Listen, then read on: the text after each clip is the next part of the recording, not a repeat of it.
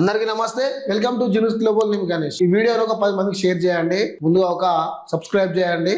Right, మన ముఖ్యమంత్రి గారు ఎప్పుడైతే అకౌంట్ నుంచి చలాను డెబిట్ చేయండి అని చెప్పిండో అప్పటి నుంచి తెలంగాణ రాష్ట్రంలో మంటలు పుడుతున్నాయి. మంటలతో పాటు నిప్పులు కూడా చిలరేగుతున్నాయి. చూడండి, ఏకంగా ఎమోజీ తయారు చేసి ఒక పోలీస్ టోపీ పెట్టి ఆయనకు ఒక చేతిలో కెమెరా ఇచ్చి ఇక వెనక పక్క చార్మినార్ ఫోటో పెట్టి సిగ్నల్ పెట్టి ఆ స్పీడ్ లిమిట్ 40 అట, చలానా బ్యాలెన్స్ 1000 ఉండాలన్నట, హార్న్ అని పెట్టాలన్నట, ఎక్కడైనా గానీ ఫైన్ లిస్ట్ కూడా అక్కడ ఉంటదట, ఇక నో ఎంట్రీ బోర్డు కూడా పెట్టిరు. మొత్తానికైతే ఈ విధంగా ఇతన్ని తయారు చేసిర్రు. ఇంకోటి ఏంటంటే దీని మీద వాళ్ళు 6 గ్యారెంటీలు ఇచ్చారు కదా, 6 గ్యారెంటీల మీద కూడా కొన్ని క్వశ్చన్స్ వేసారు పబ్లిక్. అది ఊరా మాసున్నట్టున్నాయి, మీకు చదివి పెడతా. ఒక్కొక్క స్కీమ్ గురించి ఒక్కొక్క డెబిట్ పెట్టారు వాళ్ళు.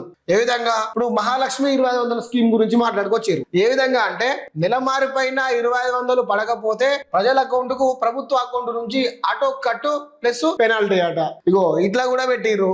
ఇంకోటి రైతు భరోసా, సీజన్ అయిపోయి పంట అమ్మిన డబ్బులు రాకపోతే వడ్డీతో సహా గౌట్ అకౌంట్ నుంచి ట్రాన్స్ఫర్. ఇగో ఇదొకటి. నిరుద్యోగ భృతి ఉన్న ఉద్యోగాలకు సంబంధించి జాబ్స్ మాటలకు పరిమితం అయితే నిరుద్యోగ భృతి గౌట్ అకౌంట్ నుంచి ఆటో డిపాజిట్. ఇక డైరెక్ట్ ఒకవేళ నిరుద్యోగ భృతి ఇవ్వకుంటే, ఉద్యోగాలు ఇవ్వకపోతే మన అకౌంట్ లింక్ ఉంటే గవర్నమెంట్ అకౌంట్ నుంచి ఆటో మన అకౌంట్ లో డిపాజిట్ కావాలన్నమాట. కళ్యాణ లక్ష్మి లేదా షాదీ ముబారక్. ఏది కళ్యాణ లక్ష్మిలో తుల బంగారం ఇస్తున్నారు కదా, దాని మీద కూడా మాట్లాడారు. పెళ్లి అయ్యి పిల్లలు స్కూల్ కి వెళ్ళినా డబ్బులు రాకపోతే గౌట్ అకౌంట్ నుంచి లేట్ ఫైన్ తో పేమెంట్ చేయాలన్నమాట గవర్నమెంట్ వీళ్ళకి. ఇప్పుడు లింక్ చేయమన్నారు కదా వీళ్ళు, ఆ లింకులునే అన్ని దీనికి సంబంధించిన నిరుద్యోగ భృతి 2500, రైతు భరోసా, ఇవన్నీ ఇక ఆటోమేటిక్ గా గవర్నమెంట్ నుంచి డెబిట్ కావాలన్నట్టు. ఇక డెబిట్ అయ్యి మనకి క్రెడిట్ కావాలి.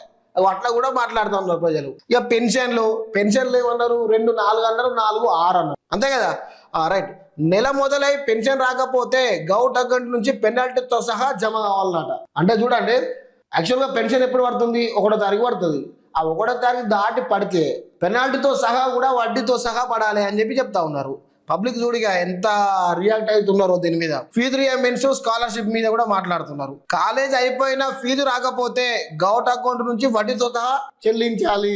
ఇగో అట్లా కూడా ఉన్నది. మహిళల ఆర్థిక భరోసా పథకాలు పోస్టర్లకే ఉంటే డబ్బులు మాత్రం గౌట్ అకౌంట్ నుంచి డైరెక్ట్ గా అకౌంట్ లో డిపాజిట్ కావు. ఇట్లా తయారయ్యారు. ఇలా ఏమైనా తట్టున్నా చెప్పు, ఒకటి కాకపోతే ఒకటి. రుణమాఫీ సంబంధించి రుణం మాఫీ కాక బ్యాంకు నోటీసులు వస్తే ఆ మొత్తం గౌట్ అకౌంట్ నుంచి కట్ చేయాలి. ఇక చూడు, చలాన్కు ఆటో డెబిట్ ఉంటే హామీలకు ఆటో క్రెడిట్ తప్పనిసరి అట. అంటే చూడిగా, చలాన్కు ఆటో డెబిట్ ఆప్షన్ ఉంటే అకౌంట్కు ఆటో క్రెడిట్ ఆప్షన్ కూడా కల్పించాలి రేవంత్ అన్న అని చెప్పి ఇగో చెప్తా ఉన్నారు. ఇంత ఊరమ్మా సార్ అని ఎట్లా చెప్పు. పబ్లిక్ రియాక్షన్ చూడు ఎట్లుందో. వీళ్ళకి ఎట్లా 5 గ్యారంటీలు చేత కాలేదు. అదేవిధంగా ఇగో మాకు ఇవన్నీ మీరు ఎట్లా ఆటో డెబిట్ ఆప్షన్ పెట్టుకుంటున్నారు కదా, ఆటో క్రెడిట్ చేసుకుంటున్నారు కదా, ఇక మాకు మీరు హామీలు ఇచ్చారు కదా, ఆ హామీల నుంచి ఇక మేము కూడా ఇవి పెడుతున్నాం, మాకు కూడా ఈ రిటర్న్ ఇవ్వండి అని చెప్పి పబ్లిక్ ఈ విధంగా పంపుతా ఉన్నారు. ఇక చూడండి, దీని మీద కొంచెం మేము కూడా రివ్యూ చేసి పబ్లిక్ రియాక్షన్ కూడా మీకు పెడతాం.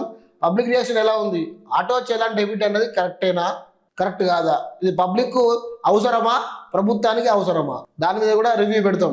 ఇక ఇంకోటి ఏంటంటే, ఇక గౌరవనీయులు ముఖ్యమంత్రి గారు మాట్లాడుతూ అన్ని డబ్బాలకు రావాలి అనుకుంటున్నారు కానీ ఆ గల్లపెట్టెల ఏం లేదు, గిర్రా గెలుపుతాడు. ఎటువైనా గదే 18,000 కోట్లు ఉంటానే ఆడ. ఇక పెరుగుతలేవు తగ్గుతలేవు. ఇక జీతాలకు వీళ్ళకి ఇచ్చే వరకే ఆడికాడికి అవుతుంది. ఇక తెలంగాణ గవర్నమెంట్ కు ఆదాయం అయితే పెద్దగా ఏం లేదు.